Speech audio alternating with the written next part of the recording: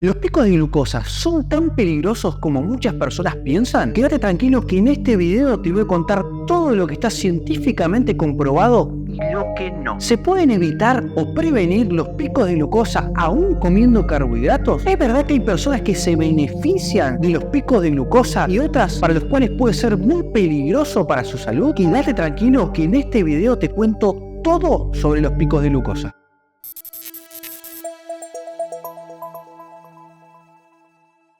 ¿Qué es la glucosa y por qué ocurren los picos de glucosa? La glucosa es uno de los principales hidratos de carbono que existen en el mundo y una de las principales fuentes de energía que utilizan todas las células de nuestros tejidos. Ejemplo, nuestro músculo. Es decir, es la nafta o la gasolina que vos le pones a tu auto para que funcione de forma correcta. ¿Y qué es un pico de glucosa? El pico de glucosa es esa elevación, ese aumento que se produce en el azúcar de tu sangre luego de las comidas. Y si bien la ciencia no ha llegado a un consenso de cuál es el valor a partir del cual se cree que es un pico de glucosa o de glucemia, podríamos poner el valor de 160 miligramos decilitro. Valores por encima de esto se consideran picos de glucosa. ¿Y cuál es el valor normal en ayunas de la glucemia o azúcar en nuestra sangre? El valor normal es entre 70 a 100 miligramos decilitro. Nuestro cuerpo fabrica distintas hormonas como la insulina y el glucagón y otras muchas más para mantener estables los valores de azúcar en nuestra sangre. Porque mantener niveles normales y saludables de glucemia en nuestra sangre nos ayuda a prevenir enfermedades como la resistencia a la insulina y la diabetes tipo 2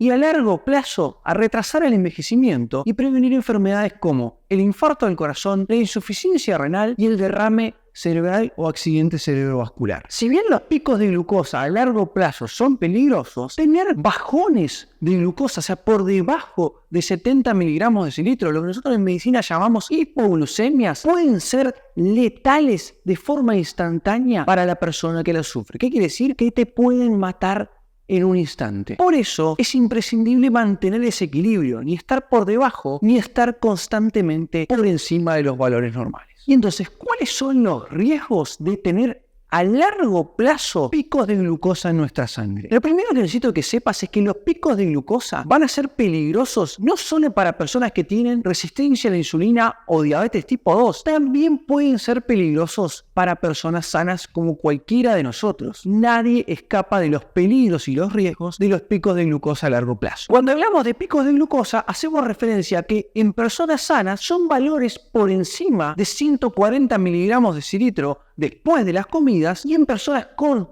prediabetes y diabetes valores por encima de 160 miligramos de decilitro después de cada comida. ¿Qué ocurre normalmente? Cuando ingerimos una comida rica en carbohidratos, por ejemplo, puede ser procesados o no, puede ser un plato de arroz, boniatos, pastas, se produce una elevación, un aumento de nuestra glucosa en nuestra sangre. Nuestro páncreas va a fabricar una hormona que es la insulina y la libera a nuestra sangre para bajar, normalizar los niveles de glucosa en sangre. Pero doctor, yo soy una persona que me considero sana y no mido nunca mis picos de glucosa en nuestra sangre. Bueno, si sos una persona sana, necesito que no te estreses mucho con los picos de glucosa, con medirlos constantemente. Con que lo hagas una o dos veces al año en un análisis de rutina que te lo pide tu médico de cabecera es más que suficiente. Pero las personas que padecen prediabetes y diabetes tipo 2 deben controlarse constantemente los picos de glucosa antes y después de las comidas para saber si su enfermedad, en este caso la diabetes o la prediabetes, está controlada o no. Porque si no está controlada, estas personas que tienen prediabetes tienen más riesgo de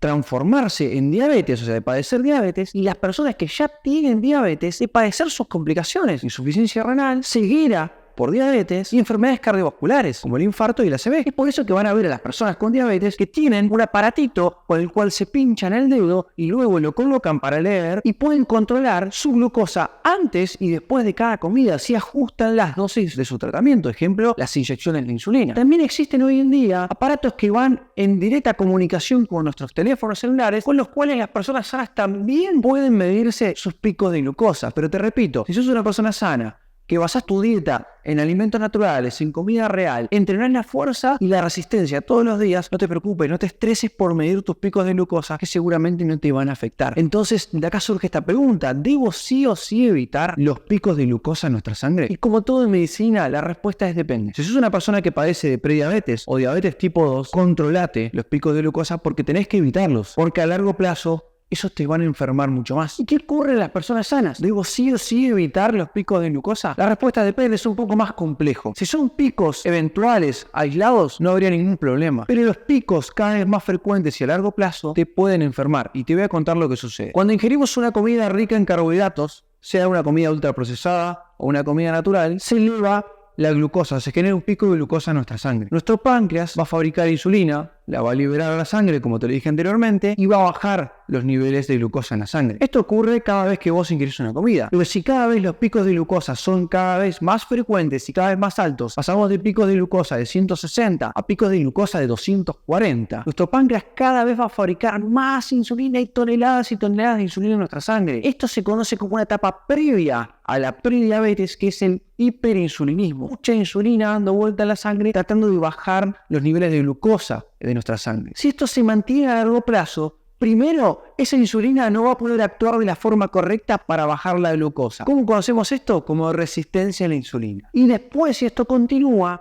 nuestro páncreas va a tener dificultades para fabricar más insulina y ya vamos a entrar en una etapa de diabetes tipo 2. Y si lo mantenemos a largo plazo, ocurre el segundo riesgo de los picos de glucosa, el envejecimiento acelerado. Porque estos picos excesivos, estas concentraciones altísimas de glucosa en nuestra sangre, generan exceso de radicales libres y estrés oxidativo. El estrés oxidativo destruye a todos nuestros órganos y tejidos, destruye proteínas, destruye lípidos, destruye nuestras arterias, las tapa de placas de colesterol. Esto hace que el envejecimiento se torna acelerado. Ustedes van a notar que las personas que tienen diabetes y prediabetes envejecen más rápidamente, le aparecen arrugas antes que a los demás. Y acá pasamos al tercer riesgo de los picos de glucosa frecuentes y a largo plazo, no aislados. ¿Cuál es el tercer riesgo? Aumenta la probabilidad de tener las complicaciones de la diabetes. Insuficiencia renal, ceguera por diabetes, enfermedades cardiovasculares, como el infarto al corazón y el accidente cerebrovascular. Hasta hay personas a las cuales tienen que amputarle sus pies por los picos de glucosa en la sangre. Seguramente conoces una persona que padece de esto. Si lo conoces, déjalo en los comentarios para poder ayudarlos. Y por último, el cuarto riesgo, la cuarta consecuencia de estos picos de glucosa en la sangre es que cada vez te vas a sentir más cansado y con falta de energía. ¿Sabes por qué ocurre esto? Porque ni bien se produce ese pico de glucosa en sangre y la insulina lo guarda rápidamente en los tejidos y células, vamos a sentir ese bajón de energía porque nuestro cuerpo no es capaz de utilizar otra cosa como fuente de energía que no sea la glucosa. No es capaz de utilizar la grasa, los lípidos, no es capaz de utilizar los cuerpos cetónicos. O sea que nuestro cuerpo, como consecuencia de los picos de glucosa, pierde la tan preciada flexibilidad metabólica. Y ya para ir terminando con el video, vamos a hablar de los picos aislados de glucosa. ¿Son tan malos como nos dicen? Van a escuchar en un montón de lugares, sobre todo en las redes sociales, influencers, gurús, hasta médicos que no entienden la evidencia científica o la manipulan para hacer ciertas recomendaciones, ciertas dietas, tienen ciertos tongos, y la realidad es que nuestra fisiología es mucho más compleja. Bajar la línea científica de que los carbohidratos enferman, de que son malos, de que producen inflamación, de que producen diabetes, nos lleva a ciertas recomendaciones que hacen estos influencers, hasta propios médicos, de que la fruta es mala porque causa diabetes, que el arroz es malo, que las pastas son malas, que no puedes comer papa, que no puedes comer avena o cereales porque te enferman. Y te vuelvo a repetir, nuestra fisiología es mucho más compleja y no la podemos minimizar en este tipo de recomendaciones absurdas. Y te lo voy a explicar con ejemplos para que vos lo entiendas. Una persona que entrena CrossFit en alto rendimiento llega a consumir entre 5 a 6 hasta casi 7 gramos kilo día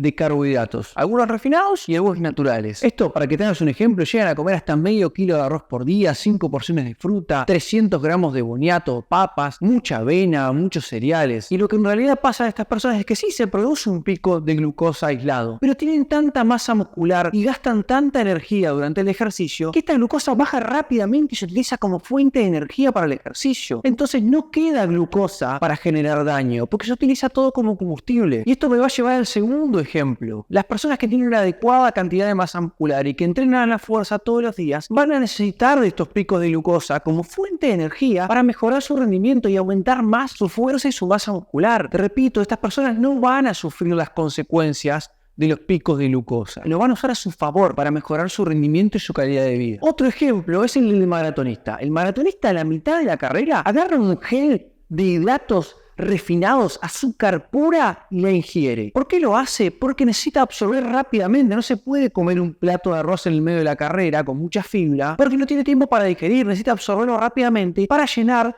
sus depósitos de glucógeno muscular y poder seguir compitiendo y ganar la carrera, mejorar su tiempo, mejorar su rendimiento. En este caso, el pico aislado lo ayuda al maratonista, no lo perjudica, no lo enferma. Y recuerden, acá estamos hablando de picos aislados, no de picos frecuentes y en personas sedentarias. Y por último, hasta el mismo ejercicio por la liberación de catecolaminas, noradrenalina, adrenalina, aumenta o genera picos de glucosas sin ingerir ninguna comida, o sea, mientras entrenamos. Y por eso vamos a decir que el ejercicio es malo porque genera picos de glucosa. Por favor, seamos más serios. No sigan a los gurúes, sigan a las personas de bien, a las personas científicas, que esas las van a ayudar mucho más para mejorar la salud, para mejorar su salud. Y ya para ir terminando, te voy a dar pequeñas estrategias. Si sos una persona que todavía no comienza a entrenar, que te recomiendo que empieces a entrenar todos los días, te voy a dar pequeñas estrategias para disminuir o minimizar los picos de glucosa en tu sangre. La estrategia número 1 es consumir carbohidratos con cáscara. Ejemplo, si vas a comerte una naranja, la exprimas. Comer entera, se pelada y comer entera porque todos esos gascos que tiene la naranja entre sí, tiene mucha fibra y la fibra retrasa o enlentece la absorción de los carbohidratos y en vez de generarte un pico así, te vas a generar una especie de valle, que es mucho más saludable para que nuestro páncreas tenga tiempo de fabricar un poco de insulina y normalizar la glucosa o la glucemia en nuestra sangre. La segunda estrategia que te quiero comentar es que agregues proteína y grasa a tus comidas. Además de comer carbohidratos, agrega una buena porción sobre todo de proteína para proteger a tu músculo, pero acá en este caso la proteína te va a ayudar a retrasar, enlentecer el vaciado de tu estómago, el vaciado gástrico. Y esto también va a provocar que el pico de azúcar o glucosa sea más aplanado, sea más en forma de valle. La tercera estrategia o el tercer consejo que te quiero dar, y yo lo aplico mucho a mis pacientes, es que, sobre todo a mis pacientes que tienen prediabetes y diabetes, es que antes de su comida principal, por ejemplo el almuerzo o la cena, ingieran un plato de ensalada de verduras de hoja verde o cualquier tipo de verdura, que lo que va a provocar esto es retrasar el vaciado gástrico, enlentecer la absorción de todos nuestros nutrientes y con eso vamos a enlentecer la velocidad con la que absorbemos los hidratos de carbono, por ejemplo, en nuestro plato principal, que puede ser arroz, un plato de pastas, papas al horno, un puré de papa, por ejemplo. Vamos a hacer que esta absorción sea mucho más lenta y saludable. La cuarta estrategia que quiero darte es que puedes utilizar suplementos naturales como son la canela y el vinagre de manzana en tus comidas, porque está demostrado que ayudan a disminuir, a aplanar los picos de glucosa en tu sangre. Y por último, la quinta estrategia es que después de tu comida principal, ya sea el almuerzo o la cena, salgas a caminar unos minutos, unos 20 a 30 minutos, ejercicio de muy baja intensidad, ya que esas contracciones musculares que se producen mientras caminamos consumen glucosa, consumen energía y ayudan a aplanar los niveles de glucosa, los picos de glucosa en tu sangre. Y bueno, hemos llegado al final del video. Espero que te esté gustando nuestro contenido. Si es así, seguinos en nuestras redes sociales, suscríbete, dale me gusta, así ganamos cada vez esta comunidad de Cardiopar, esta comunidad científica y seria que intenta llevarte contenidos para cuidar tu salud y prevenir enfermedades. Nos vemos en el próximo video.